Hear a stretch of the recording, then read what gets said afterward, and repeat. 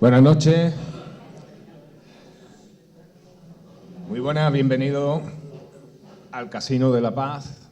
Y bueno, una alegría tener a tanta gente tan conocida, tan buena gente y con ganas de aprender y de cultura. Es un placer para mí estar aquí esta noche. La verdad que no es este tipo de plaza en la que más suelo torear, pero bueno, la verdad es que me pusieron por delante un cartel irrepetible y la verdad, egoístamente, digo, pues sí, pues yo quiero estar ahí, porque siempre es un buen momento para aprender. Y además, también de alguna manera, pues, modestamente apoyar a esa labor que está haciendo el Casino por la Cultura, una programación cultural tremenda que ya tienen previsto, además de todo de lo que ya llevamos. Y vamos a pasar un ratito aquí en familia, entre amigos, entre conocidos, aprendiendo y conociendo cosas de lo nuestro. Y además algo tan mítico como Doñana, ¿no? Al final es un sitio mítico, idealizado, siempre en peligro, siempre protagonista de sus habitantes y fuera de aquí. Y bueno, el tema, desde luego, es de lo más sabroso para pasar por aquí un buen rato. Así que nada, darle la enhorabuena, las gracias por estar aquí. Vamos a iniciar la tertulia ya, tampoco vamos a intentar que esto sea una exposición de motivos, sino que vamos a ir conversando entre amigos. Estaría muy bonito que fuera una mesa camilla, pero tendría que ser muy grande para que cupiéramos todo. Antes de nada, y para hablarle precisamente de estos proyectos culturales en los que se ha metido el Casino y que quiera llevar adelante, y también para darle la bienvenida desde alguien de aquí, del lugar, pues quiero llamar a Antonio Roldán, que es vicepresidente del Casino, enfermero de profesión y empresario del aceite por tradición familiar. También es un hombre muy apegado a las tradiciones y a su pueblo, y es rociero de pro, cofrade y amante de la cultura en toda su expresión. Así que Antonio le va a dar la bienvenida. Yo también quiero agradecer la presencia de Ana Saavedra, concejala de Servicios Sociales del Ayuntamiento, a Curro Reborcao, que es el presidente de esta entidad. Muy buenas, Curro. También a Javier Jiménez, delegado de Juventud de la Hermandad Matriz de Almonte, y Juan Carlos Rubio, presidente de la Hermandad de Huelva. Bienvenidos todos y pues nada, cuando tú quieras, Antonio. Estás en tu casa. Bueno, muchas gracias, Tete. La verdad que impresiona muchísimo el aforo que tenemos hoy aquí. Bueno, voy a ser breve. Muchas gracias, buenas noches a todos. En nombre de la Junta Directiva del Casino, quiero agradecer vuestra presencia aquí, daros la bienvenida a este evento que se enmarca dentro del ciclo cultural de conferencias que esta institución se ha propuesto iniciar para darle contenido a una sociedad que tiene más de 120 años de historia y que necesitaba incorporarse al siglo XX. Dar las gracias también a los conferenciantes por estar solícitos a nuestra petición, patrocinadores como Biotech Doñana y a las instituciones presentes en este acto, que son bastantes y además importantes. Ayuntamiento de Almonte, Hermandad Matriz, Hermandad de Huelva, en fin. A Tete Ramos, que sé el esfuerzo que ha tenido que hacer por estar aquí y que va a ser el hilo conductor de esta conferencia y del desarrollo del tema que vamos a tratar. Finalmente, darle las gracias a Juan Villa, conocido por todos nosotros, profesor de literatura y prolífico escritor, muy conocedor de Doñana desde el punto de vista antropológico, y que para mí ha sido también un descubrimiento su faceta pictórica. A José Chico, querido amigo, guarda del Coto, que le gusta que le llamen así, y catedrático de la vida. Y Antonio Rodríguez, geólogo de profesión, profesor de la Universidad de Huelva y un gran conocedor del estuario de Doñana. Muchísimas gracias a todos.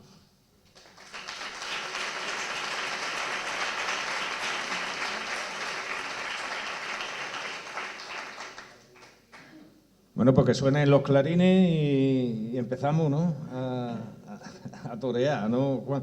Bueno, pues como bien ha dicho el vicepresidente del casino, pues Juan Villa, bueno, no vamos a descubrir a Juan Villa ahora, pero tan solo hay que ver su obra para ver la vinculación que tiene con Doñana, ¿no? Porque se nota que lo lleva en el alma y es el escenario de su imaginación. Ahora también en la pintura, pero por supuesto en 8 libros que lleva publicados, más uno que está al caer, ¿no? Que ya habrá muchos lectores. Y además, una cosa que me ha alegrado, que no sabía, porque desde luego, vaya historia, el año de Malandar que se va a convertir en película, ¿no? Bueno, pues ojalá así sea. Desde luego el escenario es precioso, la novela es una maravilla. Y con que vayan siguiendo lo que tú cuentas y cómo lo cuentas, será una gran película, no cabe duda.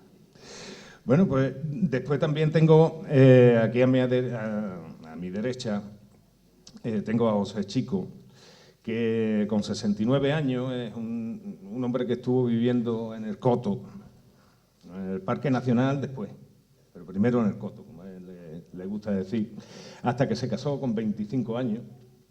Y ya pues se vino para el monte, se casó con una almonteña y para el monte se vino.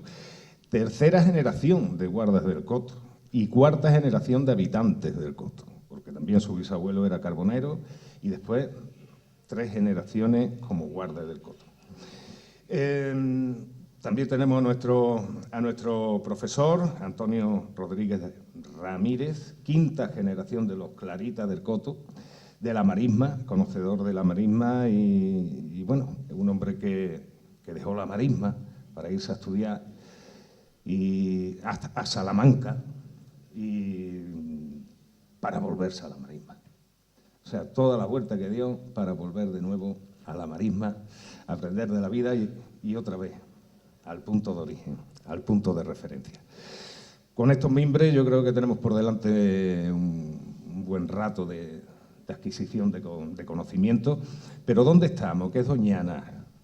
¿Cómo se conforma? ¿Por qué tenemos ahí que se ven los mapas de Europa, los mapas satélites, y se ve esa zona oscura, ¿no? sin iluminación?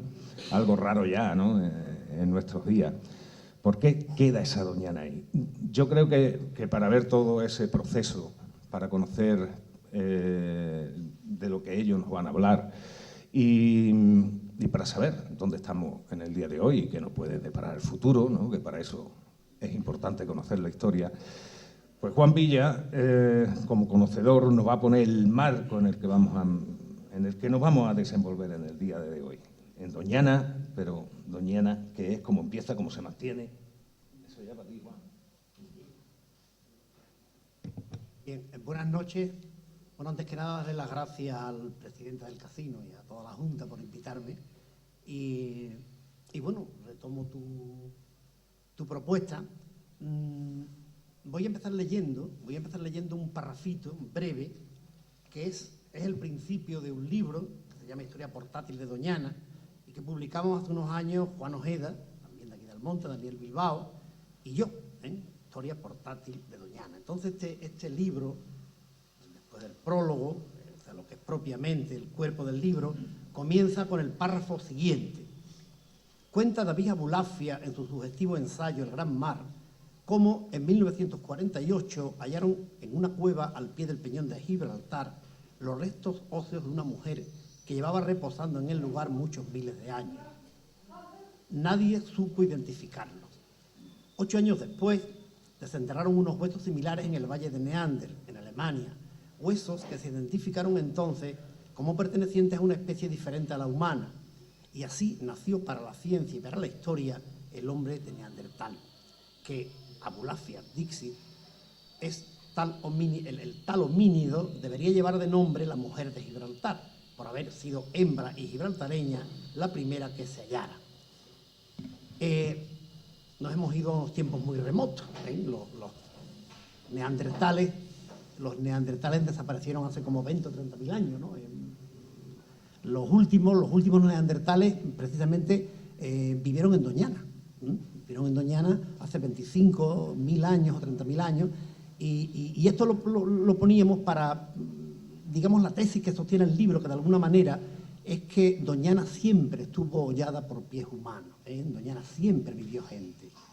Doñana no es la tierra libre y salvaje que más o menos se nos vende ahora, sino que por Doñana estuvieron pasando gente como por toda Europa. O sea, no es algo diferente ni especial, ¿no? Sí que ocurrieron una serie de fenómenos de tipo geológico que explican un poco el perfil de la Doñana actual, ¿no? No es un lugar que digamos que geológicamente estuviera resuelto desde hace muchos miles de años, sino que ha ido cambiando, de manera que de aquellas historias que ocurrieron en aquellos momentos viene el que Doñana tenga las características que tiene. ¿Le puedes dar? Yo podía explicar un poco lo de la geología, pero teniendo un profesor de geología de la Universidad de Huelva a mi lado, no me atrevo. Por lo cual, le paso la palabra a él y que él explique qué es lo que ocurrió en la época de estos neandertales que yo citaba, y cómo llegan los humanos y cómo después ocurren una serie de fenómenos que, Antonio, si tú los explicas, perfecto. Buenas tardes a todos. Esto es un poco de formación profesional. Como ha dicho Juan, en este gráfico de aquí se ve lo que es el estuario del Guadalquivir. Y bueno, no nos remontamos tan lejos como los neandertales. Esto sería aproximadamente hace unos 6.000 años, cuando el nivel del mar inunda el valle bajo del Guadalquivir, y aproximadamente la paleocosta pues sería esa línea roja que veis ahí. Ahí veis el Rocío, Sevilla, Trebujena, Lebrija, Sanlúcar. Conforme la dinámica del río y el mar, van aportando sedimentos, pues el estuario pues se va conformando tal como lo veis ahí. Eso que veis en color amarillo pues serían unas barreras arenosas, lo que con el tiempo daría lugar a las dunas y a los pinares de Doñana, y esas líneas amarillas que veis ahí dentro del estuario pues sería la marisma ya pues parcialmente colmatada hace aproximadamente 4.000 años, un poco antes de Tarteso. Hay un periodo un poco catastrófico en Doñana, que es el periodo entre los 4.000 y los 3.000 años. Hay varios tsunamis, la barrera arenosa de Doñana se rompe, el mar penetra bastante el estuario, y es cuando se forma Beta Carrizosa, Beta La Arena, la Beta de Alí, Beta de La Palma, que son vetas arenosas, con mucha arena dentro del estuario. Y cuando acaba este periodo, pues de nuevo continúan los procesos de colmatación. Esto sería ya en época romana aproximadamente, donde había, pues Doñana sigue creciendo, en la margen izquierda está la Algaida, que queda como una isla, el estuario se sigue colmatando, el río Guadalquivir tenía 2 desembocaduras, y llegaríamos a la situación actual, que es la Doñana que conocemos hoy día, con 2 barreras arenosas, Doñana y la Algaida, la margen izquierda del río, toda la marisma, con toda su extensión, desde la costa hasta Sevilla. Y ahí he marcado un poco los lugares un poco de los que vamos a hablar después José y yo, que es el Palacio y el Puntal, donde José pues donde él se ha criado y donde yo me he criado, ahí en Las Nuevas, pues ahí en el corazón de la marisma, para que tengáis un poco la ubicación geográfica de lo que estamos hablando, ¿no?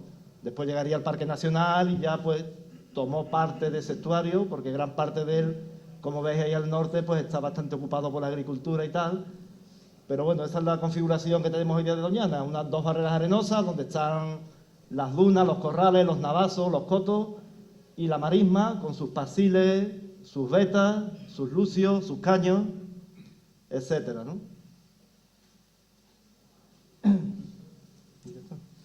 Bien, bueno, me imagino que ha quedado claro, ¿no?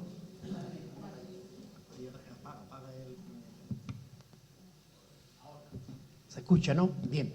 Que digo que desde el punto de vista geológico está quedado claro qué fue del hombre en estos años y en este lugar, ¿no?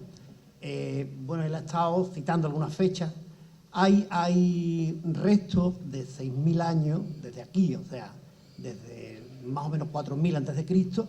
Hay unos restos de habitación en la marisma de Hinojo. En la marisma de Hinojo se descubrieron unos lugares donde había habido agricultura y ganadería.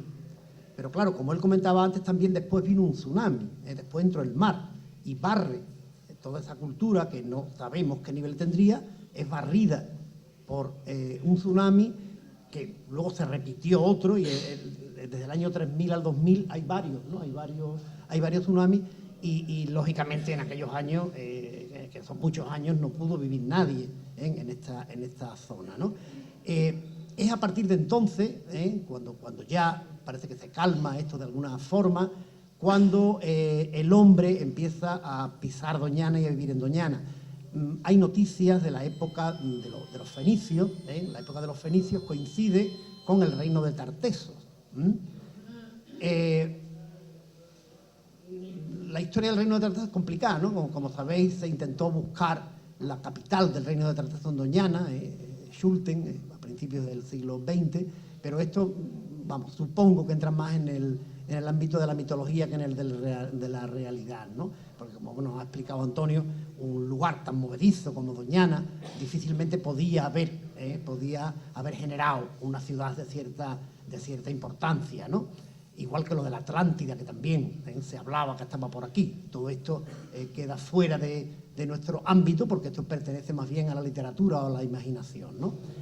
El hecho concreto, el hecho lo datable y lo fiable, es que efectivamente por aquí anduvieron los fenicios, alrededor de La Plata, de la zona norte de Huelva, que después ya de los fenicios vienen los romanos. De los romanos ya tenemos datos fehacientes en el Cerro del Trigo. En el Cerro del Trigo había una aldea de pescadores y de zaladores de pescado.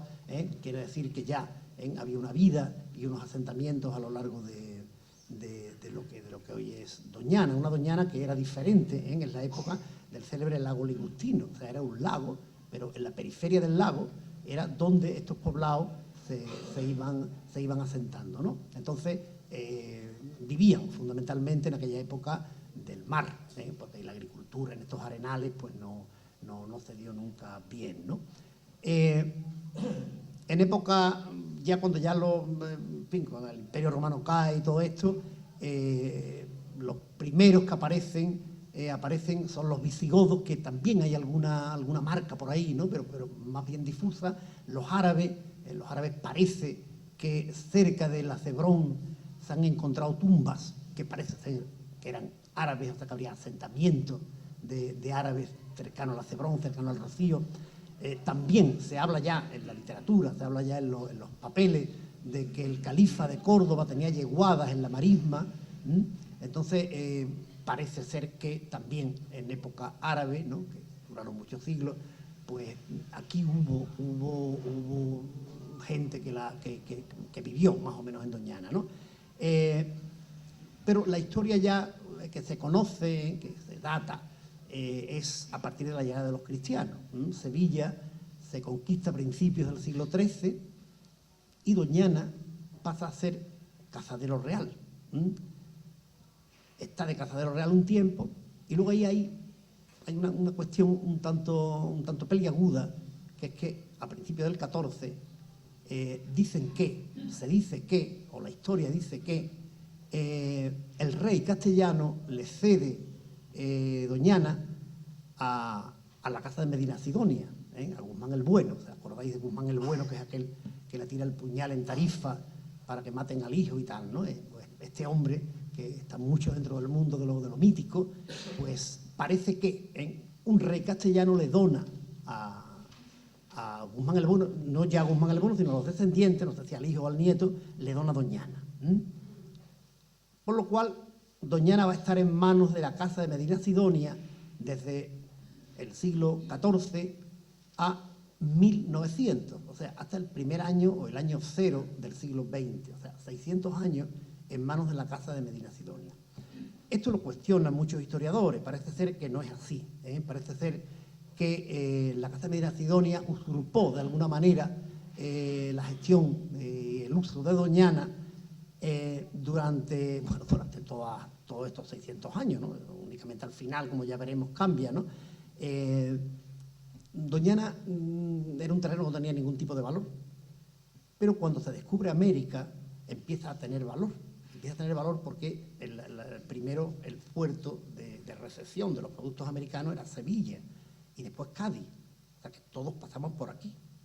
Y entonces Doñana se convierte en el lugar donde hay muchos tráficos legales, ilegales y de todos colores. De forma que la costa de Doñana empieza a tener importancia económica. Estamos hablando ya sobre todo del siglo XVI, que es cuando ya esto se pone en plan importante, ¿no? Y es justamente en este momento cuando los guzmanes, cuando la Casa de Medina Sidonia dice que es suya. Antes no lo había dicho nunca.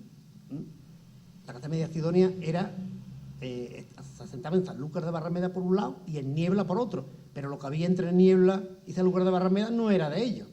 Pero claro, no era de ellos ni lo querían, porque no valía para nada. Esto no, era un lugar baldío.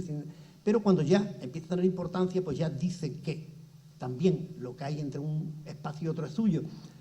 En aquellos momentos los duques de Medina Sidonia mandaban en Andalucía. Eran gente muy poderosa y, por lo visto, ellos montaron unos juicios, se enfrentan al ayuntamiento de Almonte, de aquel momento, al Consejo de Almonte, que decía que esto era suyo, que no era de los Medina Sidonia, pero claro, un pueblo minúsculo frente al gran duque, pues no pudo y finalmente se hacen una serie de juicios y los Medina Sidonia se quedan ya legalmente con Doñana.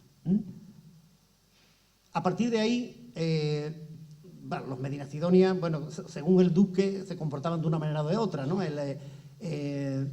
Durante todos estos 600 años que hemos estado hablando, los pueblos de la periferia de Doñana, de alguna forma, se aprovechaban de Doñana, se aprovechaban depredando en sentido más amplio, ¿no? Hay gente que cazaba en Doñana, que iba por todo, por sanguijuela, por conejo, por liebre, por pato, y de alguna forma, pues, en fin, le llegaba algo a los pueblos de la periferia y los nobles eran, en fin, lo dejaban hacer, ¿no?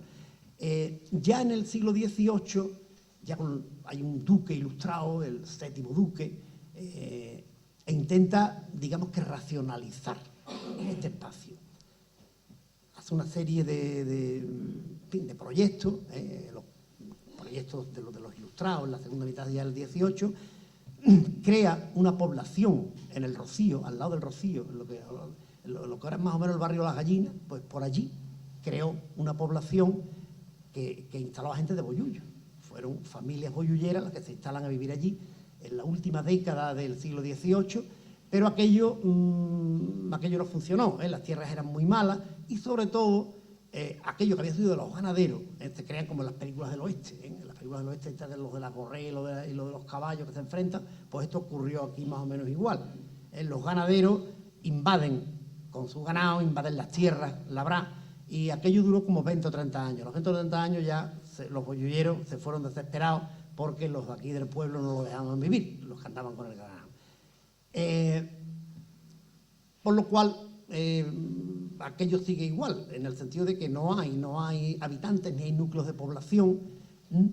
Ya ha entrado el siglo XIX, a partir de los años 20 del siglo XIX, hay un individuo, Domingo Castellanos, un hombre de aquí de Almonte, que entra de administrador del duque e intenta de nuevo renovar y poner en funcionamiento Doñana.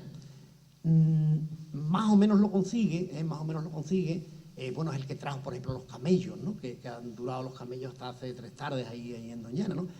Era un hombre un poco loco, trajo también monos y castores, en fin, sembró arroz de no sé qué, era un ilustrado, pero con un componente romántico muy fuerte, ¿no? Entonces, pero bueno, de todas maneras aquello le fue bien, recuperó, arregló los palacios, en fin, que puso Doñana un poco en órbita, pero ¿qué le ocurrió?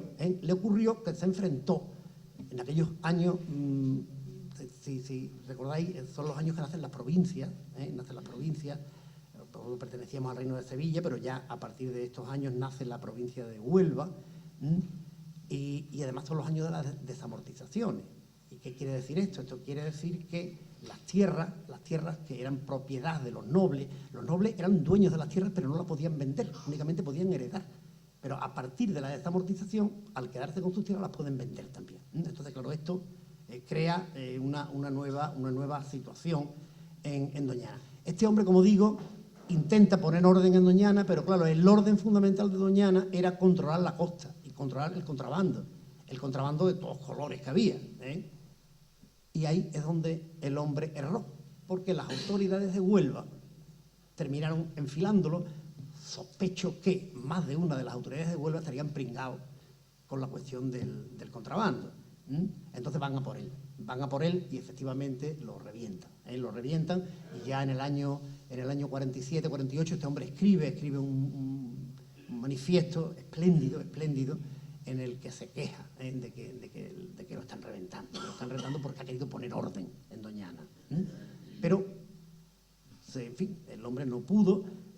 De nuevo, porque además ahí ocurre que en un momento dado era el administrador del duque, pero el duque de aquel momento se enfrentó a la reina y tal, y este hombre era carlista y se va exiliado a Nápoles. Durante este tiempo, son bastantes años que está en el exilio el duque, Domingo Castellano no es ya administrador, sino que es el arrendatario de Doñana, arrienda Doñana al Estado, y entonces ya de una manera más libre intenta poner orden en Doñana. Pero aquello, como decía, no puede ser. Y finalmente este hombre, pues, bueno, cae y bueno, y de nuevo empieza, digamos que la ruina en Doñana hasta el año 1900. El año 1900 ya la casa medicinera muy arruinada vende Doñana, porque ya la puede vender, porque ya ha pasado a propiedad privada.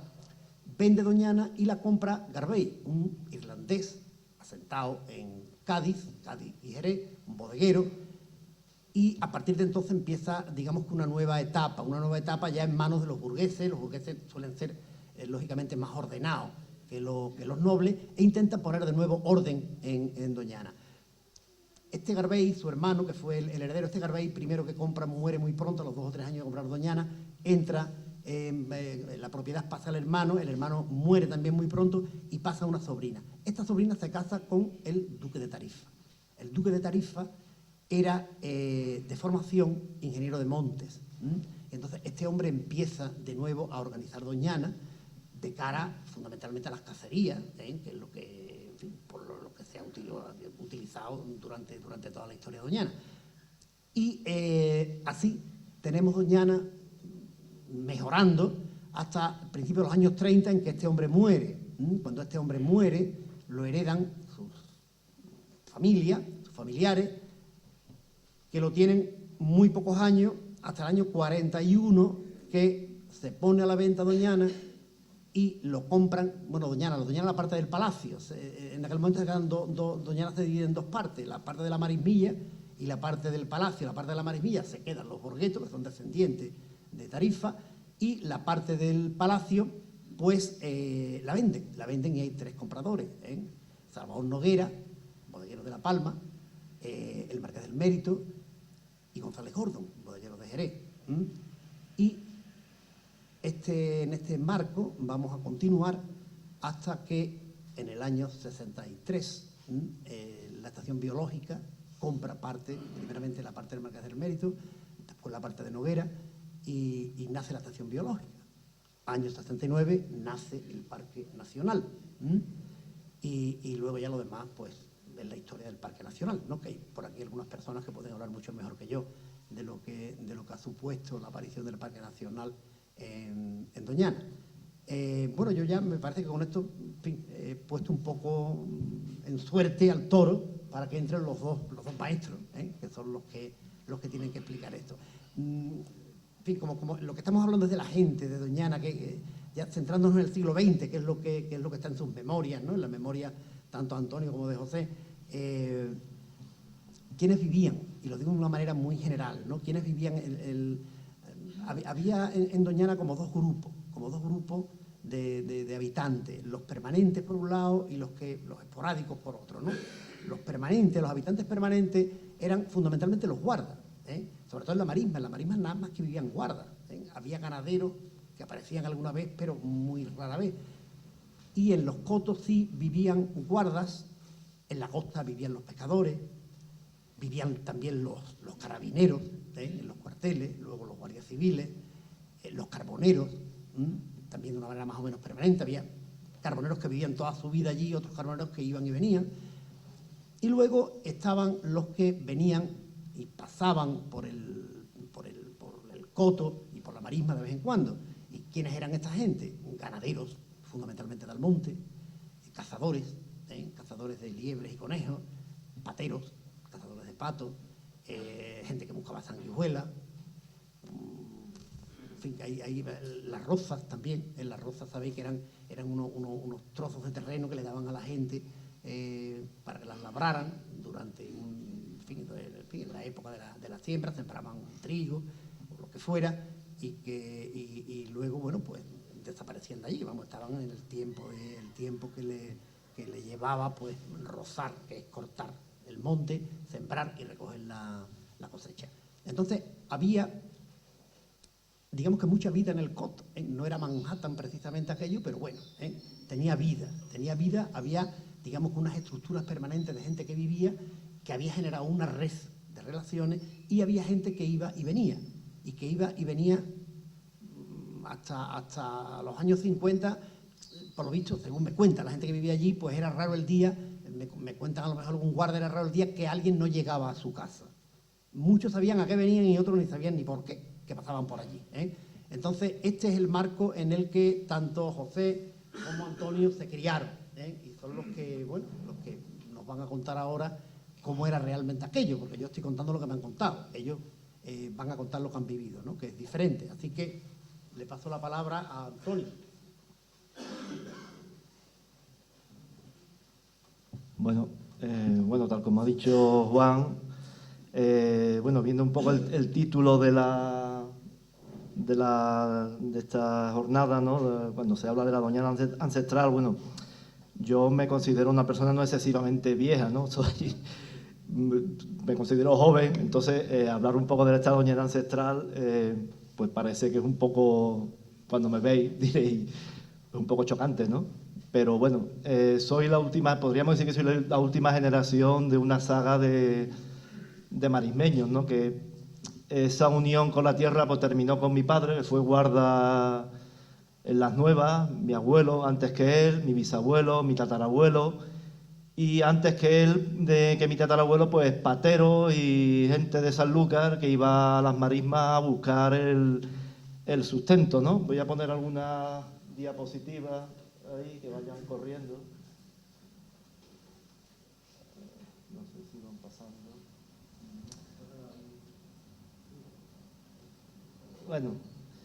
Esa es una fotografía de Las Nuevas, ahí es donde se criaron mi padre, bisabuelo, tatarabuelo, etcétera, etcétera. Y bueno, yo he sido una generación que ha conocido los últimos coletazos de una forma de vida, pues los últimos años de esa marisma de cazadores y pateros y hueveadores, de riacheros que iban por el río con sus barcos cogiendo angulas, camarones, pescado. Recuerdo cuando pequeño las barcazas por el río con su vela latina blanca destacando en el horizonte, y he conocido el final de ese mundo en mi niñez y el comienzo de otro, que fue el Parque Nacional, ¿no? Entonces, no sé cómo hacerlo, si contar un poco aquí lo que se me vaya viniendo en mente o que me vayáis preguntando. La vida en aquellos años, cuando yo era pequeño, pues era el mundo o sea, mi padre allí, su labor era el guarda de cacería. Mi abuelo Antonio Clarita, él era el guarda mayor y él era el que disponía y mandaba allí. evidentemente con el beneplácito de los propietarios, pero que los propietarios dejaban toda la responsabilidad sobre la gestión de la finca en mi abuelo Antonio, ¿no? Y entonces, pues él tenía a otros guardas, mi padre, mi tío y alguno que otro. Y en el mundo de las cacerías, pues era gestionar la finca para cuando llegara esta época, septiembre, octubre, noviembre, diciembre, enero, pues la caza de patos y ánsares fundamentalmente. Entonces la vida de los guardas allí era desde por la mañana, bueno, pues yo recuerdo que allí en la casa del Cherry, donde mi padre lo destinaron, cuando él tuvo unos 23 o 24 años, allí donde nosotros nos criamos, y él era, bueno, pues cogía el caballo por la mañana y a darse sus garbeos, sus paseos por la finca, vigilando y a su vez también echándole un vistazo al ganado que tenía, porque el sueldo era muy corto y a él le dejaba pues unas 15 o 20 vacas y él, bueno, pues iba revisando sus vacas. También tenía una tropa de ovejas, de unas 300 ovejas, que eso sí le ocupaba muchísimo tiempo, que las ovejas había que estar constantemente encima de ellas. Yo cuando ya tuve edad, pues me mandaba a mí a que le cambiara, Antonio, ve a cambiar el careo a las ovejas. Pues ahí iba yo a cambiarle el careo a las ovejas para que no terminara fuera de la finca, porque las ovejas cuando empezaban a comer, pues iban para ir arriba y había que darle la vuelta, ¿no? Entonces, bueno, algunas anécdotas recuerdo sobre eso, que había un par de carneros que en cuanto me veían a mí, a mí no se me veía prácticamente, decía mi madre que se me veía la cabeza por encima de las ovejas. Cuando yo me ponía a por las ovejas, los dos carneros se me quedaban detrás esperándome. Entonces yo muchas veces tenía que salir pitando, corriendo para casa porque los carneros iban a por mí.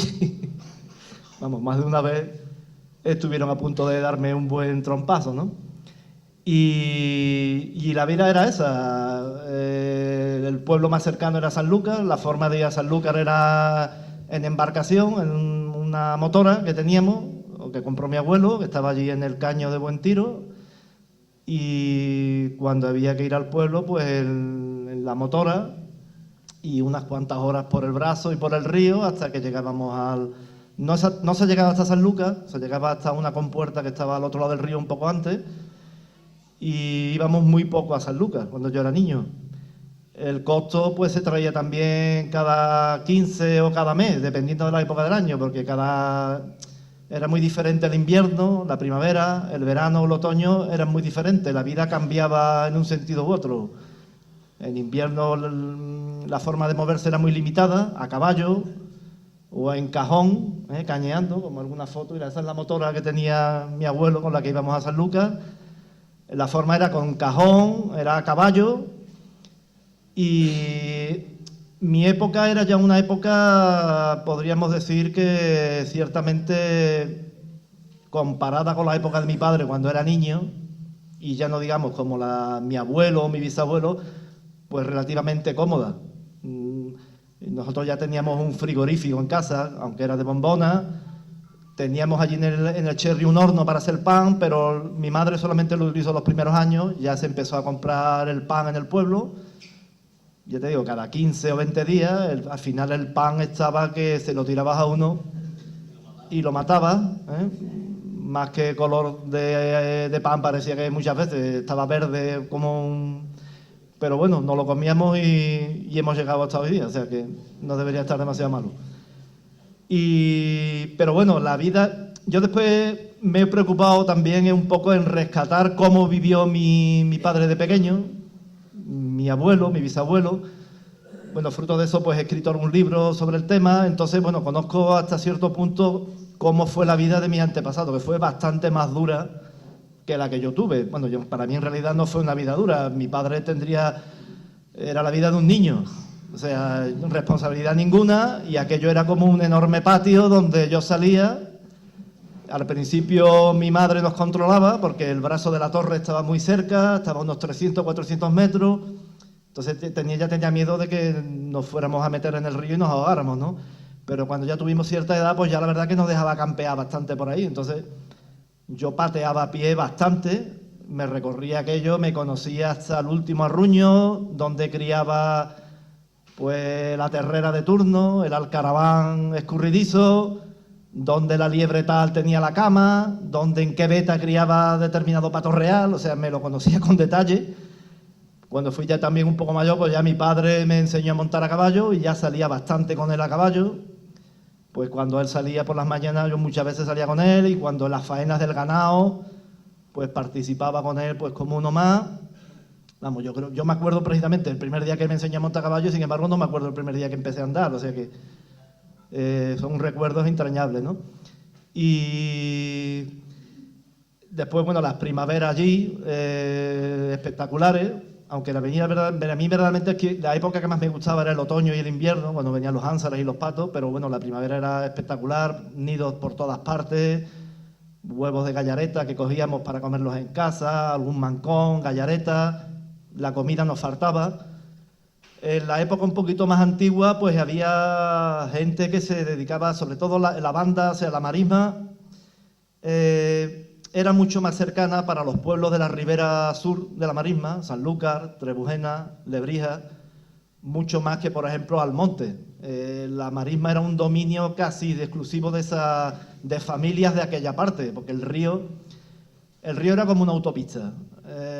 Tú salías de Sanlúcar, cogías el río y ya seguías río arriba y te metías por el Brazo, o bien te metías por el Caño de Brenes, por el Caño de las Nuevas, Caño de la Figuerola, y te metías prácticamente, llegabas hasta el Rocío, con relativamente comodidad. Ibas por el agua, sin esfuerzo, cañeando o con una vela, y te adentrabas bastante hacia adentro, hacia acá, ¿no? Cosa que desde aquí, desde Almonte, pues es un poco más complicado. De aquí al Rocío ya es un largo trecho, y desde el Rocío hasta meterte en el corazón de la marisma, pues es otro largo trecho, ¿no? Entonces yo, por ejemplo, recuerdo de aquellas historias que me contaba mi padre, mi abuelo, en las chozas, que bueno, han salido ahí algunas, en las Nuevas, hasta el año 40 hubo chozas allí, pues había unas chozas muy grandes donde se quedaba la gente que venía, por ejemplo, había 3 o 4 familias de Almonte que tenían un ganado allí en las Nuevas, los Plácidos, los Millán y algunos más, que bueno, entablaron una amistad muy estrecha con mi familia, con mi padre. Mi padre aquí en Almonte, pues siempre tuvo grandes amigos, y estos almonteños pues iban allí y se quedaban en esas chozas y bueno, revisaban el ganado, estaban allí los días que era necesario y volvían, ¿no? Y había mucha gente, como ha dicho Juan, allí eran épocas de necesidad en el pueblo, en la marisma no faltaba comida. Mi abuela siempre tenía un plato de comida para todo aquel que viniera allí, y después de repente aparecía allí gente a echar una mano simplemente por un plato de comida, por unos pocos huevos, unos cuantos patos, unas cuantas gallaretas. Después había familias que iban allí a la marisma a coger con autorización de los dueños o del guardamayor, y era un beneficio también para el guardamayor, pues a coger huevos de gallareta, que se cogían a cientos de miles, gallaretos. Ahora, eso sí, no se podía tocar los patos, los mancones, que eran el mancón es el pato que cuando llega el verano pierde las plumas del ala y no puede volar, ¿no?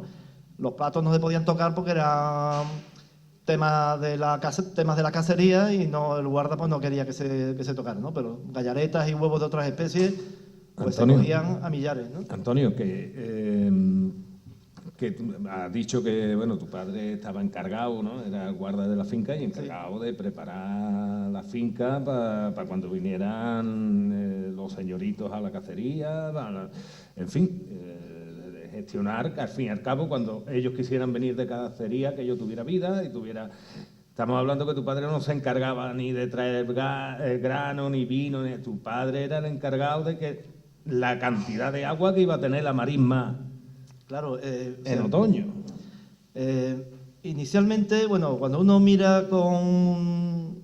Vamos, no hace falta verlo con detalle. Cuando tú entras en la marisma y ves la marisma, ves que ahí, bueno, hay que entender un poco la configuración de la marisma. La marisma, ese esquema que yo he mostrado ahí antes, la marisma del Guadalquivir es una marisma de agua dulce en el 99%.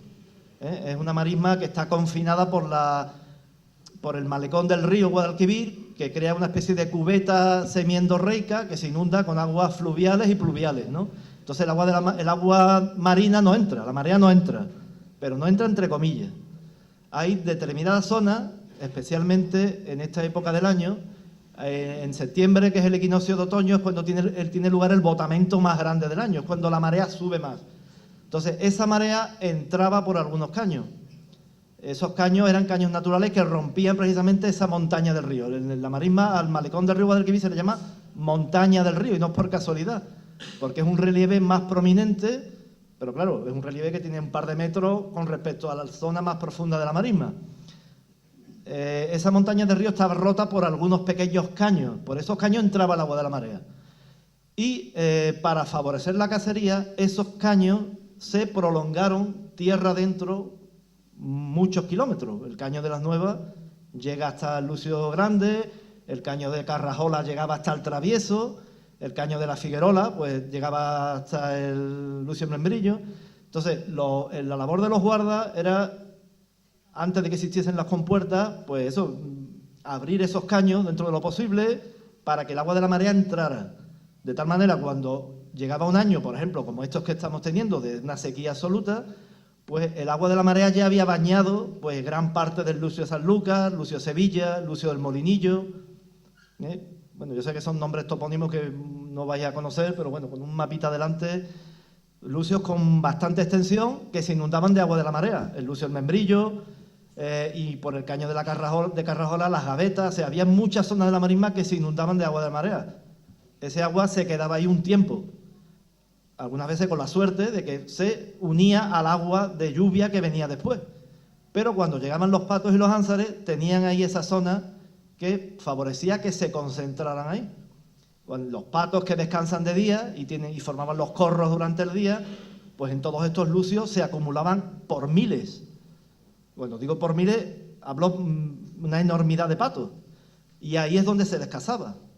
Precisamente el Lucio Sevilla y el Lucio Sanlúcar, esos dos lucios antes era un único lucio. Ese único lucio, lo que pasa es que cuando hicieron el caño de las Nuevas, se partió en dos. Creció vegetación y se diferenciaron dos lucios. Pero ese lucio no se llamaba antes ni Lucio de Sanlúcar ni Lucio de Sevilla. Se llamaba el Lucio de las Nuevas. Y ese lucio es el que dio nombre a toda la finca. O sea, y es donde hay más... Hay bocoy, los bocoy son esas estructuras de cemento que han aparecido en alguna de esas fotos. Es el lucio donde más bocoy hay por lo menos 6 o 7 bocoy hay hechos, y no es por casualidad, es porque cuando ese lucio cogía un poco de agua de marea, o agua de lluvia también, pues ahí se concentraban patos a miles, y donde eran las mejores cacerías. Y curiosamente ese lucio dio nombre a la finca. Después hicieron el Palacio de las Nuevas, y le pusieron el Palacio de las Nuevas, y ya eso pues generalizó ese topónimo para toda la finca, ¿no? Entonces, esa gestión del agua, que la llevaban los guardas, pues eso, vigilaban los caños para que entrara el agua, para que en esta época hubiese agua ahí y no estuviese la marisma seca, pues, por ejemplo, como está ahora, ¿no? Porque muchos caños están ya en desuso, no están colmatados, han secado. Cuando ya se hicieron las compuertas, bueno, pues en el Cherry, el caño de Buen Tiro, que es un caño que también se hizo artificial, pues mi padre estaba allí y él es el que controlaba el agua. Y mi abuelo, pues decía, Tony, tardía abre las compuertas, déjala tantos días abiertas. Y se vigilaba siempre un poco con antelación, para que el agua cuando entrara que no se terminara yendo para atrás. Después cuando venía la onda de inundación de una riada, pues había que tenerlo previsto y se abrían las compuertas para que el agua saliera y la marisma no se quedara bajo el agua, porque la cuestión era mantener un equilibrio. La marisma aparentemente puede parecer un espacio muy uniforme, pero sin embargo esos pequeños desniveles topográficos que tiene son fundamentales para la vegetación. La vegetación está muy estratificada. Una veta que tiene medio metro más alto tiene una vegetación totalmente diferente a un lucio que a lo mejor tiene 1 metro menos de desnivel. Entonces eso los guardas lo tenían presente, de que los pasiles no se quedaran bajo el agua. También es verdad que antes los desniveles topográficos son mucho mayores de los que había hoy día. Antes cruzabas el caño del Travieso en caballo y en algunos sitios el caballo echaba a nadar. Entonces eso hoy día es impensable. Hoy día, para que el caño del Travieso u otras zonas bajas tenga 1 metro de agua, algunos pasiles tienen que estar casi bajo del agua ya. Entonces el manejo del agua era fundamental y esa era una de las principales cuestiones de los guardas de la finca. Pedí disculpas que me he ausentado un momento, pero tampoco podía pedir permiso. Ya el organismo no lo respetó uno igual que antes. Hombre, yo quería que hablara un poco de ese tema, también para que nos ayude a comprender cómo el hombre ha influido de manera tan tan directa, ¿no?, en la conformación de Doñana y en la propia vida, ¿no?, de Doñana.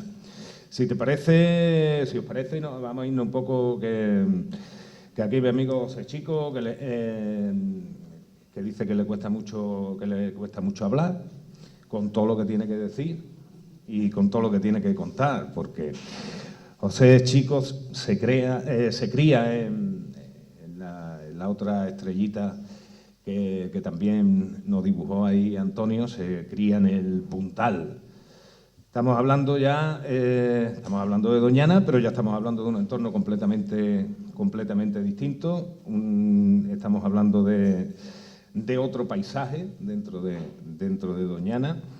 Y Antonio, pues, como dije al principio, hasta los 25 años estuvo viviendo allí, que ya se casó y se vino al monte, constatando también la cercanía y la facilidad de acceso que había desde Cádiz a Doñana. Pues Antonio también inscrito José también inscrito en Sanlúcar de Barrameda, pero que él, bueno, eso es un tema que estuvimos comentando el otro día, ¿verdad? El tema del sentimiento de pertenencia, que al final ni un sentimiento ahí de pertenencia que ni de Almonte ni de Sanlúcar, sino del coto, de las Nuevas, del coto, del sitio donde uno se había criado.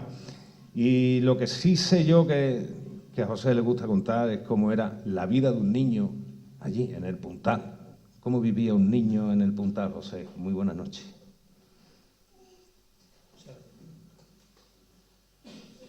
Muy buenas noches.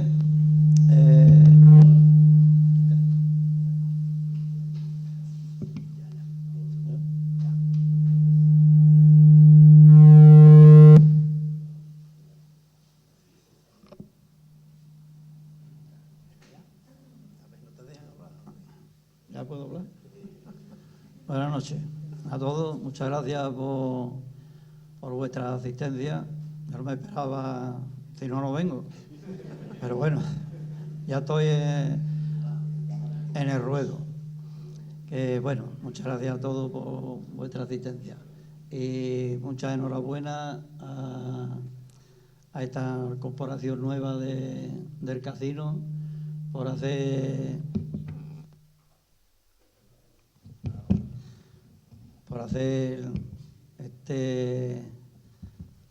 estos actos. Ya el viernes pasado estuvimos aquí, que creo que fue muy importante, y el proyecto que tiene, y ya me lo han explicado, creo que es bastante bonito. El de hoy no sé cómo va a salir todavía, pero bueno, muchas gracias a todos. Bueno, yo de Doñana, del parque de Doñana, ya han hablado muchísima gente, muchísimas personalidades, de científicos, de biólogos, de grandes gente, como nuestro Miguel Delibes, un gran amigo y gran persona sabiendo mucho del Parque Nacional de Doñana. Entonces, yo hoy voy a hablar un poquito del coto de Doñana, aunque estamos hablando de Doñana, pero la de Doñana que yo voy a hablar es la Doñana antes del parque. La Doñana esa de donde yo tuve la suerte de haber criado y haber vivido, de la que me siento bastante orgulloso, era una Doñana muy distinta a la Doñana que ahora mismo vosotros, muchos de los que estáis aquí jóvenes, conocéis. Una Doñana muy distinta. Una Doñana que lo más cerca que teníamos era Sanlúcar de Barrameda, que la teníamos a 28 kilómetros, y Almonte a 40.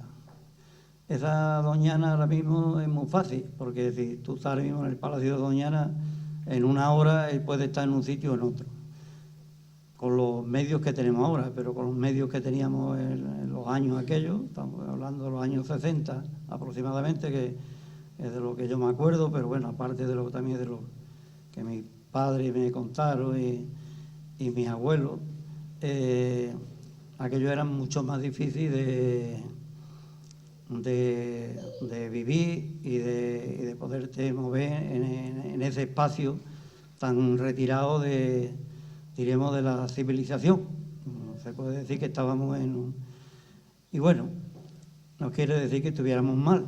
Yo no me siento, por haber vivido en Doñana, no me siento discriminado.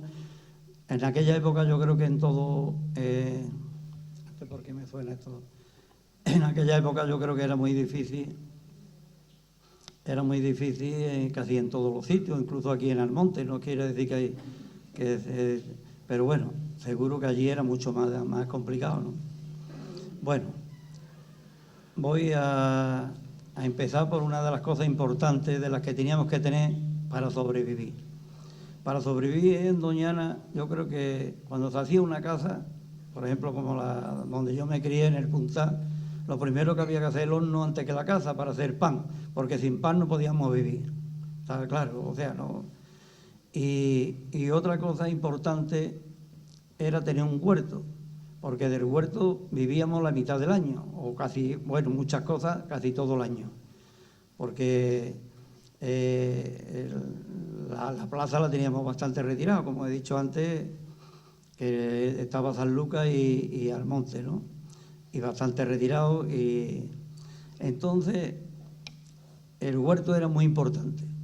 Había que criar en el huerto las papas, la cebolla, los ajos, en época de verano, pues el pimiento, el tomate, en fin, todo y eso había que conservarlo con mucho valor.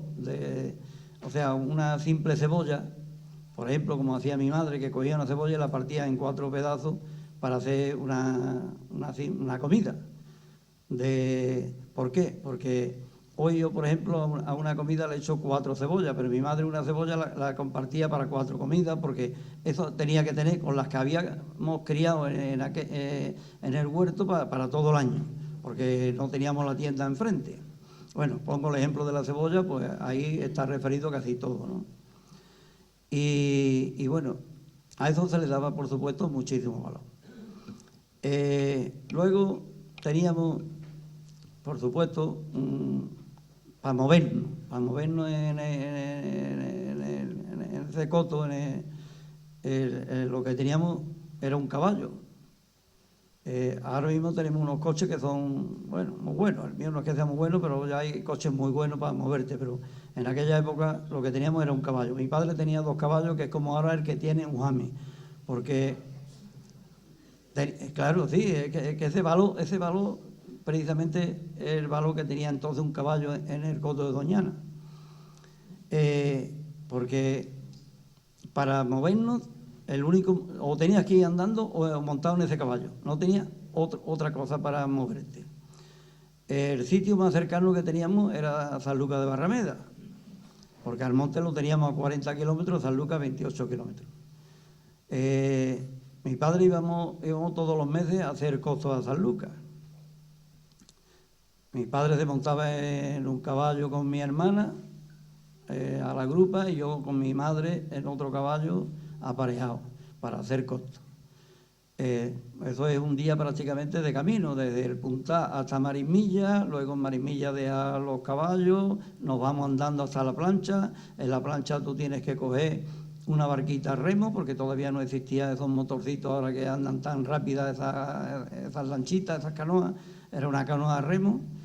Desde la plancha a Bonanza, todavía bajo guía no existía. Bueno, bajo guía existía, pero lo que no existía es lo que tenemos ahora, esas barcazas y esas historias.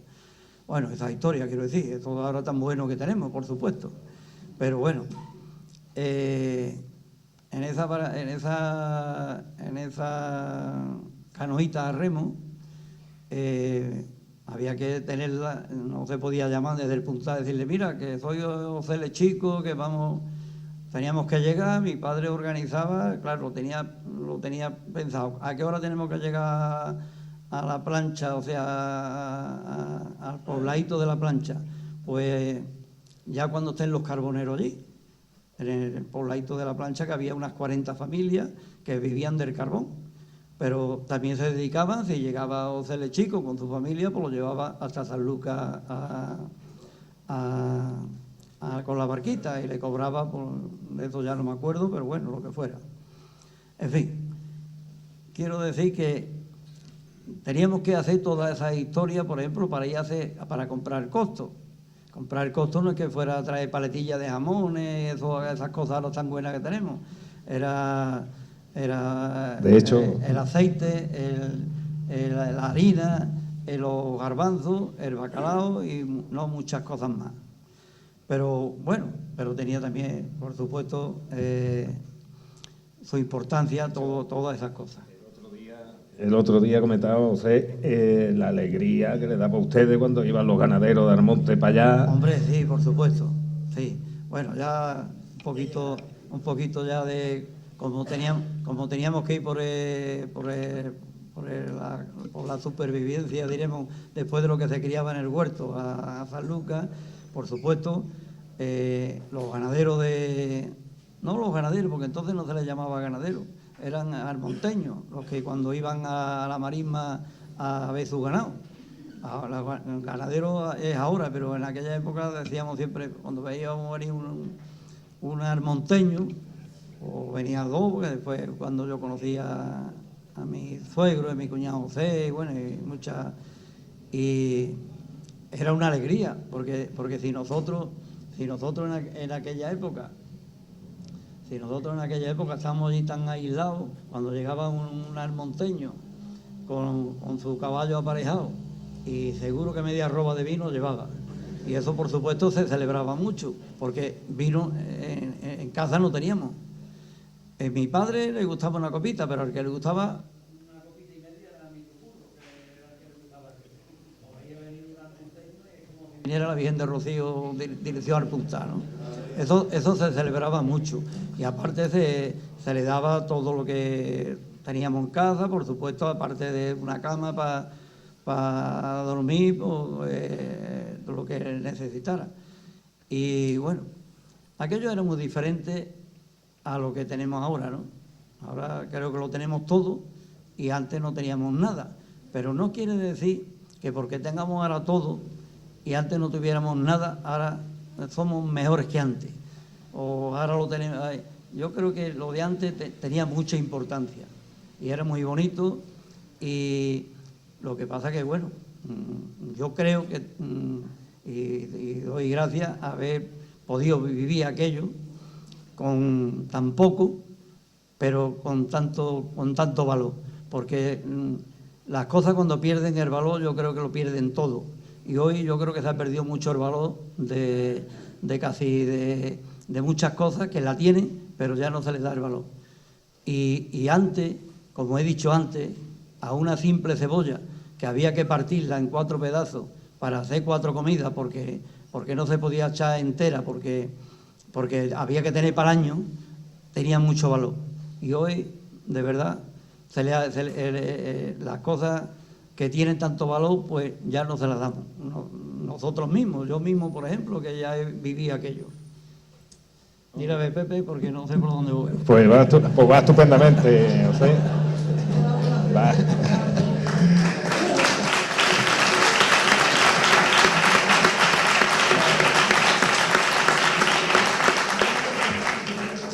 Pues una fotografía magnífica. Mira que nos habéis puesto fotos bonitas ahí, pero bueno, la fotografía con la vivencia, eso de que una imagen vale más que 1000 palabras está muy bien para algunas cosas, pero las palabras son imprescindibles para otras. Bueno, estamos hablando de un modo de vida tan diferente, tan distinto.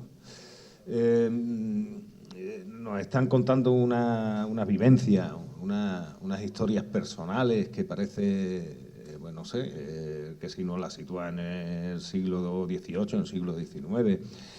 Pero no, es que estamos hablando de una historia que de hace 50 años o menos. O sea, que estamos hablando de algo muy reciente, ha sido un cambio tremendo. Lo hemos vivido aquí en Almonte, mucho más en la forma de vida de aquellos parajes. Yo lo que sí, no me gustaría que cerráramos esta mesa sin al menos reflexionar un poco, ¿no? Es evidente que la vida ha evolucionado, vivimos más cómodos, le damos un pellizco a la pared y tenemos agua caliente y tenemos una ventaja que no podían contar las mujeres de aquella época, que también tiene un capítulo interesante, ya salió en el encuentro que tuvimos el otro día, que habría que analizar el papel de la mujer en aquella forma de vida, lo imprescindible en que era, cómo hacían maravillas con una cebolla, cómo bordaban, cómo cosía, cómo de una manera prácticamente autodidacta y aislada del resto del mundo y acercándose, digamos, a la civilización de manera esporádica, eran capaces de mantener a su familia y llevarlo todo para adelante. Así que no me gustaría que termináramos sin hacer una reflexión sobre lo que se ha perdido. ¿No? Lo que se ha perdido. Porque tú mismo, Antonio, decías que eso de las compuertas que manejaba tu padre, que manejaban tus ancestros, que metía el agua a la marisma, que dejaba la marisma sin agua, en fin, que manejaba para que hubiera pato, para que hubiera caza. Pero eso, por ejemplo, se ha perdido. Bueno, yo hoy día no sé exactamente cómo se articula la gestión que lleva en ese sentido el Parque Nacional, ¿no? Yo lo que sí sé es que, por ejemplo, cuando hubo el paso de las fincas, las nuevas, que no entró hasta formar parte, o sea, creo que el Estado la compró en el año 85, me parece. Ya unos años antes, pues allí estaban los guardas de cacería, a la vez que había ya guardas de Icona, entonces, bueno, había un poco un galimatías ahí. Los propietarios estaban un poco hartos también porque, bueno, había cupos de caza. Entonces yo, por ejemplo, en el Palacio de las Nuevas había un diario de caza que va desde el año 23 hasta el año 73. El año 73 cuando la venden, la compra... No, en el año 73 cuando la vende Leo Biaggi y el duque de Algeciras se la venden a José María Aristray. Entonces, en la última página del diario ponen, la verdad que estos señores tenían mucha pasión y mucho amor para la marisma, pero bueno, estarían ya muy quemados porque en la última página del diario pone, dejamos ya las nuevas porque estamos ya hartos de cupos, de limitaciones y de tal, y nos rendimos a José María Aristray, o algo así pone, ¿no? Una cosa así, ¿no? Entonces, los propietarios estaban un poco ya quemados en ese sentido. Y después la guardería, ese cambio que se produce, al menos yo en mi ámbito familiar, ¿no? Estoy hablando, ámbito familiar y otras familias también que vivieron un poco esa experiencia. Hasta cierto punto fue una experiencia un poco traumática, no sé si a lo mejor traumática es un adjetivo demasiado fuerte en ese sentido, pero el paso de la finca gestionada por esos guardas que llevaban generaciones, ahí gestionando la finca, de repente a pasar al Parque Nacional, en cierto modo sintieron ese paso de manera dolorosa. Yo lo digo así porque es como yo lo viví en casa, ¿no? De repente, de ser unas personas que controlaban la finca, que se preocupaban por ella, de repente pasaron a ser como ceros a la izquierda.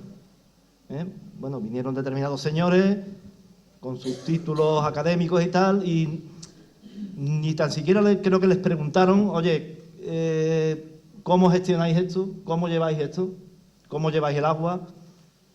Entonces, en ese sentido, fue un paso doloroso. Y yo creo que en ese sentido no se aprovechó toda la experiencia que tenían esta gente, hablo de mi familia y otras, del manejo de un territorio que lo llevaban haciendo pues a lo largo de generaciones. O sea, mi abuelo, mi bisabuelo, mi tatarabuelo gestionaban esa finca y a lo largo de muchas décadas pues esa finca funcionaba, siguió funcionando. De hecho, bueno, cuando Leo Biaggi tuvo la propiedad de la finca desde los años 60 hasta el año 73, pues la finca no es que dijéramos, a pesar de tener una propiedad privada y ya que estaba el Parque Nacional en otras fincas aledañas, no es que la finca dijéramos estuviese deteriorándose, ni muchísimo menos, ¿eh? Entonces, en ese sentido, yo considero que no se aprovechó una sabiduría que estaba ahí, vale, que eran personas que no tenían estudio, pero eran catedráticos del territorio. No sé cuánto hay que estudiar para saber, Exactamente. para saber dónde va a anidar Entonces, la gallareta, para saber dónde está sí, el nido de no sé qué, para saber cuándo hay que sembrar, para saber cuánto hay que estudiar para eso. Entonces, bueno, evidentemente es una forma de vida que acabó, ¿eh? Evidentemente a una familia de hoy día no se le puede pedir que se viva como vivíamos nosotros cuando éramos pequeños. Las limitaciones que teníamos allí, bueno, cuando llegó el momento de ir a la escuela, para nuestros padres, bueno, y especialmente para mi madre fue un trauma, ¿no? El tener que llevarnos a un colegio interno, porque el pueblo estaba a muchas horas de camino y no podíamos ir y venir todos los días. Entonces salíamos fines de semana y en vacaciones y algún que otro día, ¿no? Entonces eran unas condiciones, desde la perspectiva actual eran duras, pero yo nunca tuve el sentimiento de esa dureza. Evidentemente mis padres quizás lo veían desde otro punto de vista, ¿no? El tener que dejarnos fuera, tan pequeños y... Pero bueno, ya te digo, ese tránsito se vivió de una manera un poco difícil, ¿eh? Fue traumático. Sí, fue traumático. como sentirse de repente, no sé, imagínate que tú estás en tu trabajo, tienes determinadas responsabilidades, lo haces bien, eres competente, pero de repente llega un jefe y te dice, tú quédate en esa mesita y no te muevas. Pues algo así. José Chico, se perdió sabiduría de allí del Puntal. Hemos perdido por el camino. Bueno, yo estoy bastante de acuerdo con Antonio, por supuesto, ¿no? Porque ¿quién no va a estar? Yo creo que casi todo el mundo de lo que acaba de decir, ¿no? Otra cosa fue una pena de que no, de estos señores nuevos que llegaron con tanta sabiduría, que no se aprovecharan de la sabiduría, que la sabiduría estaban en los agentes que estaban en Doñana, no de los que llegaron. Y fue una pena, pero bueno, parece que las cosas funcionan así. La administración, pues, desgraciadamente parece que no aprovechan estas cosas como tienen que aprovecharlas. De esto no quiero hablar mucho porque en esa administración trabajo y quiero seguir trabajando mucho tiempo. Pero bueno, totalmente de acuerdo con Antonio al 100%. No sé, Juan.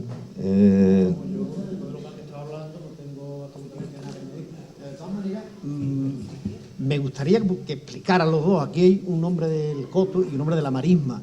¿Qué diferencia hay entre el coto y la marisma y qué diferencia hay entre los hombres del coto y los hombres de la marisma? Los hombres, las mujeres y los niños. Porque hemos hablado alguna vez y comentáis que efectivamente hay unos perfiles producto de unas formas de vida distintas, ¿no? O sea, intentar explicar un poco. Yo, bueno, cuando éramos pequeños, nosotros veíamos desde la marisma, veíamos allí enfrente, veíamos el coto. Entonces, ¿hasta qué punto, qué diferencia había entre unas familias y otras? Yo sé, tampoco he estudiado ese aspecto de manera profunda. Yo creo que el medio es el que definía un poco esas diferencias. En la marisma, quizás más dura para la vida que el coto, en el sentido de que, bueno, allí estaba uno supeditado al invierno con las riadas, de que, bueno, el agua subía y te quedabas allí en la veta y la única manera de moverte era a caballo o en cajón.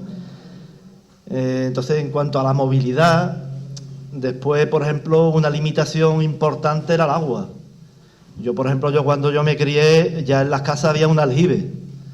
Incluso yo recuerdo que cuando algún verano el agua se quedaba corta, pues se mandaba un camión desde Isla Mayor que trajera agua. Pero, por ejemplo, mi padre no. Mi padre, cuando él es pequeño, allí en Las Nuevas no hay aljibe y tienen que ir por el agua a Betalengua y a La Vera. van a caballo, porque por entonces mi abuelo ya tenía caballo, tardaban unas cuantas horas, con cántaros y tal, y volvían. Mi bisabuelo ni tan siquiera disponía de caballo. Algunas veces me contaba mi abuelo o mi padre que iban a pie. Yo a pie hasta Betalengua, que son 7, 8, 9 kilómetros, con 2 cántaros en la mano y volvía. O sea, había una serie de limitaciones del terreno que hacían que el comportamiento fuese diferente en un sitio y en otro. Ahora, ¿hasta qué punto las familias eran diferentes? No, en definitiva se conocían todos. Las familias del Coto, mi familia cuando iba por agua, pues conocía a los Vázquez, a los Espinar, a los chicos y a otras, ¿no? Entonces, en ese sentido, ¿qué diferencia había?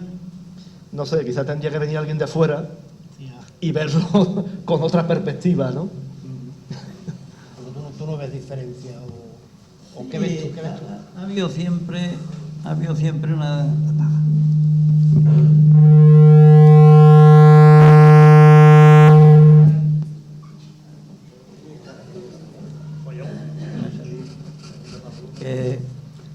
Ha habido diferencia siempre entre la familia de la marisma y la del Coto, no es porque sean unos mejores y otros peores, pero de una manera o de otra hemos tenido estando tan cerca unos de otros, pero hemos tenido una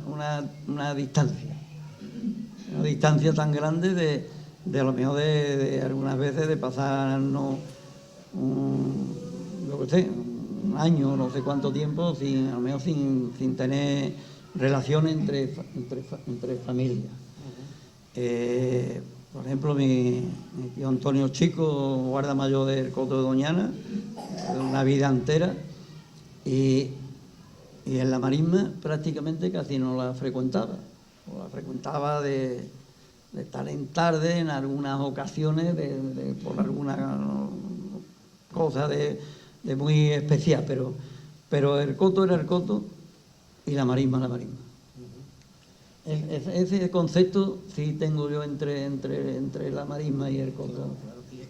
Vamos, en la misma familia, y no porque hubiera ninguna, pero había esa diferencia. Es que los de fuera lo vemos todo como una unidad. No. Yo hablando con vosotros, sí, pero como no era lo mismo. No era lo mismo, pero luego, por ejemplo, que creo que está por aquí Paco Espinar, su padre, y sus abuelos, por ejemplo, que vivían en Metalarena, que es lo más cerca del Punzá, donde yo me he criado, ¿no? Por ejemplo, llegaba una ría y se venían al Punzá, que es lo más cerca que tenía.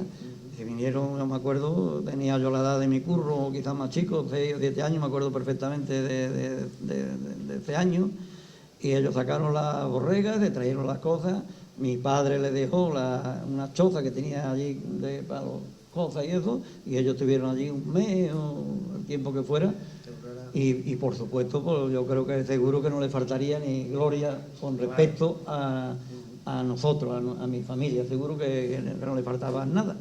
O sea que no es que quiero decir que hubiera alguna discrepancia, pero sí había distancia, por muy poca distancia que hubiera. Ese es el concepto que tengo. O, si te parece, pues que tú tienes ya el micrófono preparado. Pues tenemos un micro aquí para que no se os quede nada por dentro, y quien tenga alguna curiosidad, este es un momento estupendo. Si tenéis alguna pregunta.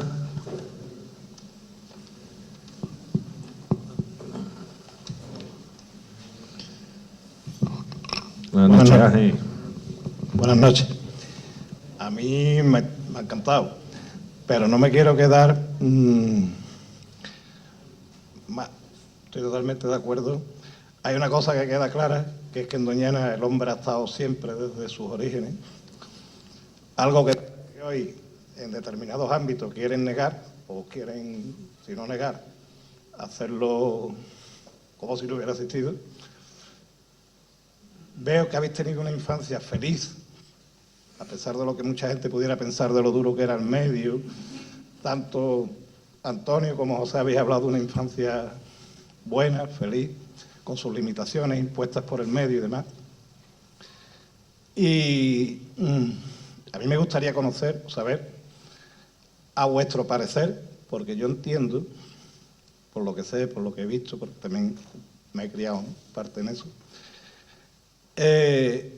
Doñana antes creo que estaba mejor que ahora. O sea, la salud de Doñana, si podemos hablar de ella, creo que en aquella época, que era propiedad privada, que pertenecía a una serie de señores, por ejemplo, la marisma, el tema ese de controlar las compuertas, de controlar un poco el agua, la fauna era mucho mayor. ¿Qué futuro le veis ustedes a Doñana ahora mismo, ahora que está tan de moda con el tema de la sequía? Imagino que también habéis visto épocas de sequía. ¿Qué futuro creen ustedes que le espera a Doñana, no? Nada más.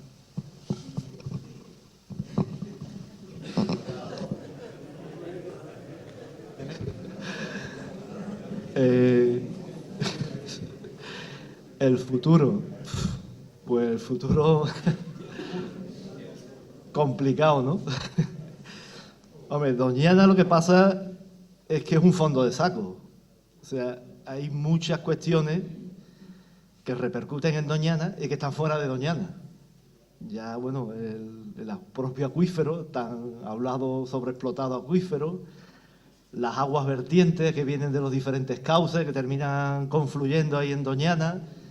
O sea, ahí está la presión social de Doñana es tan tremenda desde todos los ámbitos que el futuro es complicado, ¿no? Yo, no sé, mantengo un rayo de esperanza de que, bueno, de que las leyes se cumplan y un poco queramos pues que este espacio natural perdure por los siglos de los siglos, ¿no?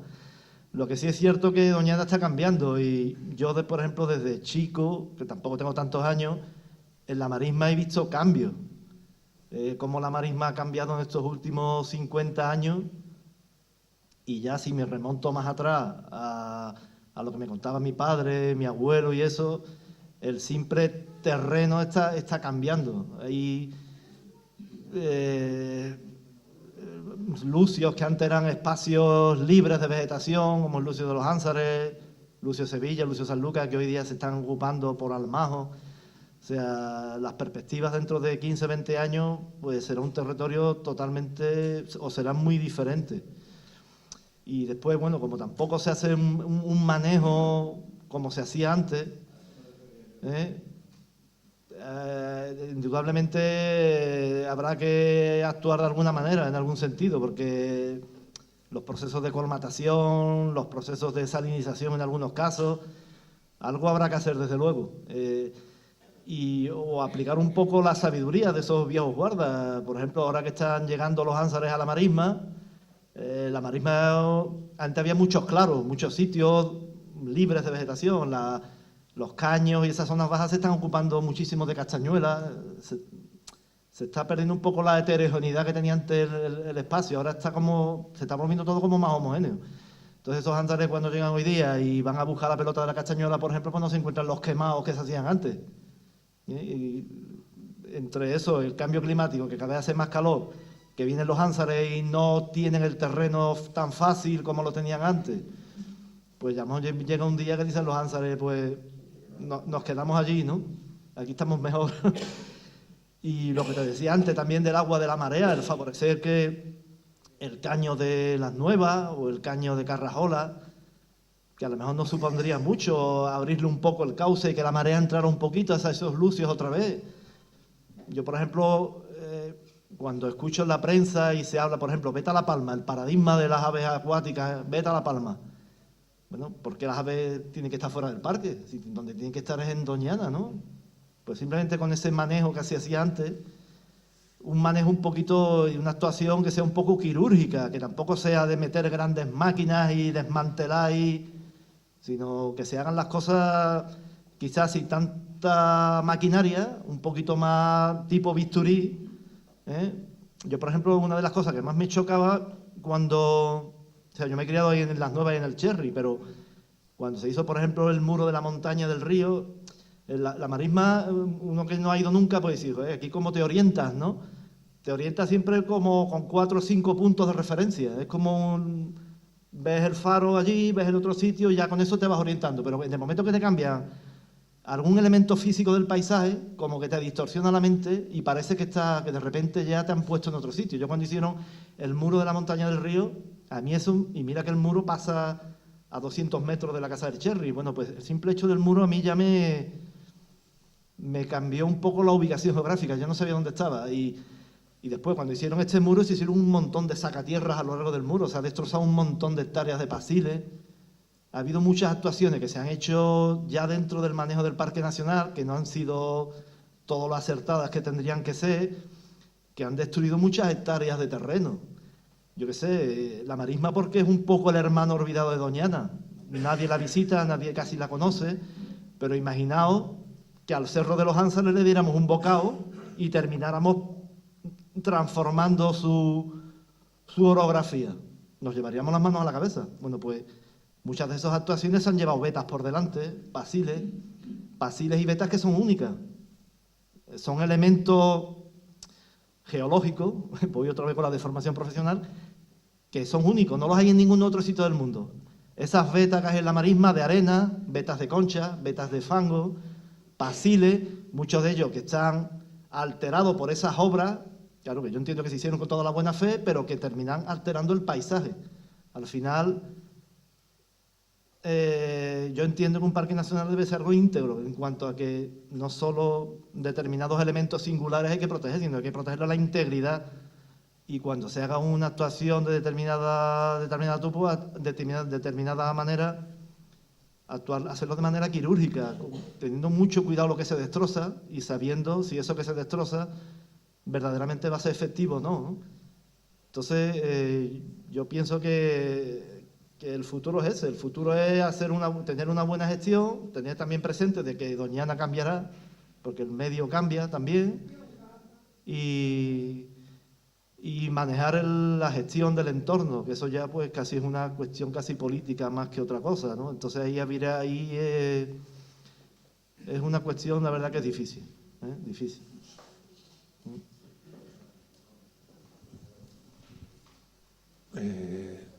¿Tú vas a decir algo al respecto? Pedro tenía... Sí, yo todo lo que se ha dicho estoy totalmente de acuerdo, pero quería también compartir una reflexión. Yo pienso que Doñana no es un parque, no es un espacio que se regule solo, como puede ser Yellowstone o estos grandes espacios que hay, o la Amazonas, ¿no? Yo creo que el desequilibrio lo aporta el hombre, pero el equilibrio también. O sea, quiere decir que en Doñana quizás donde haya un árbol es porque lo ha sembrado alguien, y donde no hay es porque alguien lo ha cortado, ¿no? Yo creo que hay mucha mano del hombre y esa sabiduría que bien habéis dicho que se ha perdido, quizás habría que volverla a integrar. Yo creo que uno de los mayores enemigos de Doñana es que es tan mediática que muchas veces tomar decisiones cuesta, porque todo lo que haga a alguien le va a parecer mal. Entonces yo creo que es un gran enemigo, pero está claro que el hombre, bajo mi entender, mi abuelo, mi madre y mi abuelo me contaba que hacía rosas, las rosas que se hacían en Doñana, que limpiaban ese monte viejo y lo cultivaban y lo abandonaban al año siguiente, cogían otra zona, ¿no? Entonces ahí había un equilibrio que quizá el hombre tendría que aportarlo, porque la naturaleza sola ahí no va a ser capaz de reponerse. Y tenemos el ejemplo del Tarajá que hay ahí en la playa de Rocío, que si fuera fruto de una actividad humana, seguramente estaría todo el mundo con la mano en la cabeza, pero sin embargo está allí nadie, que mi opinión es algunas cosas que se podría corregir. Simplemente era compartir la reflexión con vosotros.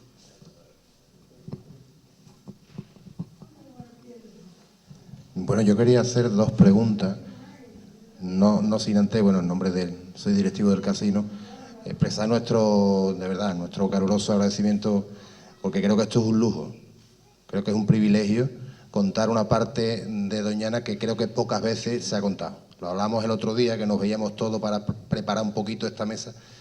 Yo escuchaba cosas en boca de José y en boca de Antonio que de verdad me alucinaban, parecía que estábamos hablando de la Edad Media, y como decía Tete, esto pasó ayer por la tarde, ¿no? Sin embargo, se nos muestra hoy una visión de la marisma, de Doñana, etcétera, muy idílica, muy agradable, que lo es. Obviamente, hoy se puede ir en coche, vamos con teléfonos móviles, pero a mí me gustaría preguntar a Antonio y a José dos cuestiones muy concretas. A José, ¿cómo es un parto en Doñana, José? Un parto. Es decir, lo digo porque me contabas una anécdota, no sé si era tu madre, creo que era, cuando tuviste que ir, en fin, cuéntalo tú. Y después, Antonio, me gustaría que nos dijera cómo funciona el sentimiento de pertenencia de alguien que se ha criado entre Almonte y Sanlúcar, en ese territorio tan extenso. Yo te lo preguntaba el otro día, ¿no? Es decir, el vínculo territorial, ¿cuál es? Sentimiento, ¿de dónde soy, no? Esas son las dos preguntas que tengo. Muchas gracias. Bueno, un parto en Doñana, precisamente, lo tuvo mi madre. No sé, habrá habido más gente, pero vamos, que yo me acuerdo, por supuesto, mi madre con mi hermana. Fue un 18 de agosto y era, bueno, yo tuve la suerte de nacer en Sanlúcar, porque yo nací con mi fecha y entonces yo creo que las mujeres entonces controlaban muchísimo mejor el parto que ahora nada más que lo controlan a través de los aparatitos y eso, pero ella, yo creo que yo más o menos se fue ella 4 o 5 días antes, no creo que fuera mucho, montar un caballo, por supuesto. Hoy las mujeres embarazadas no pueden montar caballo, pero bueno, mi madre se montó en un caballo en el Puntá, 28 kilómetros de caballo hasta Sanlúcar y bueno. Pero bueno, mi hermana fue 7 vecinas y claro que yo apareció muy de pronto, ¿no? Y además por la noche, a las 3 de la mañana, cuando se pone de parto, pues bueno. Y entonces pues mi tío Curro, que era soltero, eso no me ha dado tiempo a contar, la historia de los hermanos y las hermanas y eso, pero bueno, lo dejaremos para otro día, pero vamos, termino que... Total, mi tío Curro tuvo que, precisamente era en agosto, que estaba en Matalascañas, donde veraneaba, entonces era la playa que existía, la verdadera Matalascañas, no Torre la Higuera entonces no existía.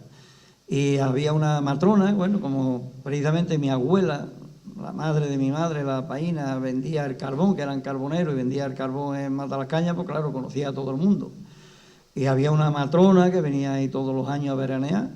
Y cuando mi madre se pone de parto, bueno, ¿qué hacemos? Bueno, pues mi tío Curro, pues coge el caballo, coge una mula y se va a Matalascañas en busca de la patrona para que asistiera a mi madre, claro, pero estamos hablando en el Puntá, ahí a Matalascañas, que hay unos cuantos de kilómetros a caballo, mientras que vuelve, pues ya mi madre tuvo las 2 niñas, ¿no? Porque parece que fue bastante rápido.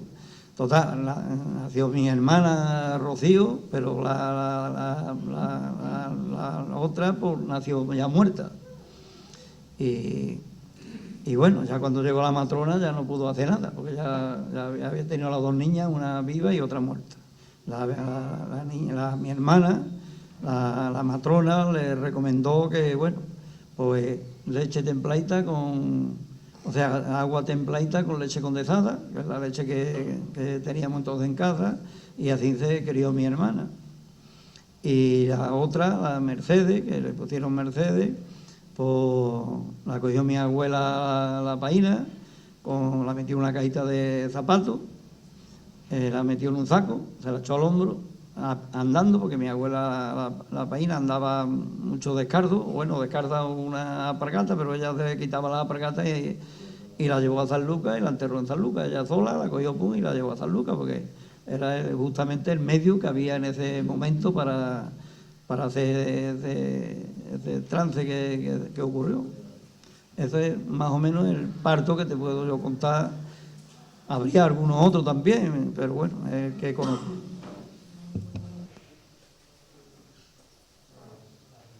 De sentimiento, bueno, es como, no sé si alguna de vosotros, alguien habrá criado alguna vez un patito, un ansarito, la impronta esa que genera en el momento que nace y el primer ser que se mueve a su lado va hacia él como si fuera su padre o su madre, pues más o menos algo así.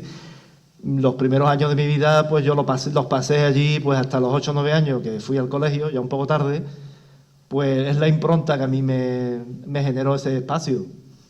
Es mi casa, es el sitio en el que me he criado. Sanlúcar o Almonte quedaba la verdad que bastante más lejos que Sanlúcar. Para todas las cuestiones que se hacían allí, pues siempre iba uno a Sanlúcar, ¿no? Pero yo siempre me he considerado de allí, ¿eh? Y, por ejemplo, a toda la gente con la que yo he hablado, de mi familia y no de mi familia, que han de algún u otro modo han tenido contacto con la marisma, es curioso porque siempre ha habido se genera un sentimiento muy profundo. Yo, por ejemplo, mi madre no es de una familia marismeña. Mi madre es de una familia sanluqueña, pero cuando ellos eran muy pequeños, bueno, mi madre tendría 5 o 6 años, se fueron a Sevilla.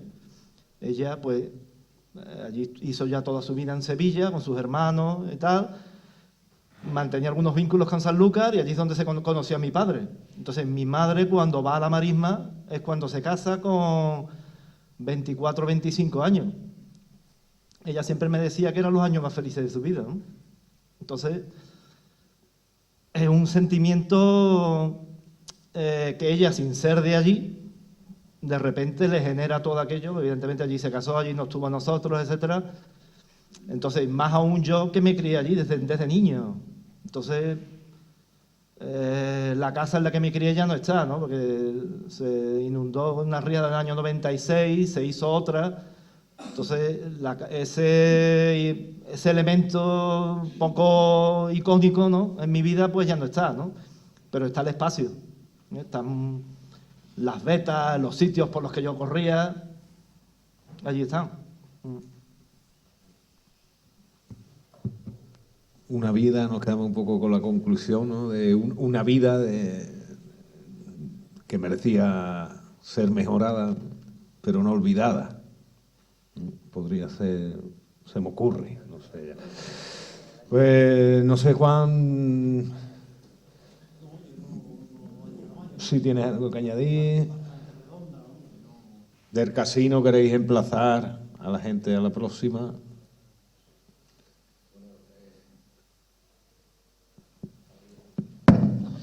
Sí, bueno, reiteramos, como es lógico, el agradecimiento y la felicitación a la vez a esta mesa, porque creo que nos habéis trasladado un poco de ese misterio, de esa historia desconocida.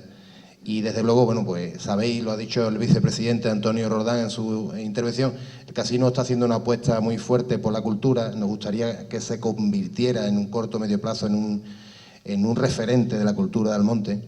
Y en esa línea venimos trabajando. El día 14 de este mes, bueno, pues tendremos a Antonio García Barbeito, hablándonos presentándonos su libro denominado El toro en la palabra. Así que ya estáis todos invitados y muchas gracias. Y bueno, también añadir, por cierto, que hemos hablado no he dicho nada de los libros de Antonio. Érase una vez La marisma de Doñana, es uno de los libros de Antonio, y también este mismo año que ha publicado uno sobre tu familia, imagino, ¿no? Los Claritas. Bueno, pues Antonio también tiene sus 2 libros sobre su vivencia marismeña. Y yo, por mi parte, bueno, ha sido un auténtico placer. Ha habido rato que lo he pasado mal, me he tenido que levantar, ya digo, contra eso a ver quién lucha.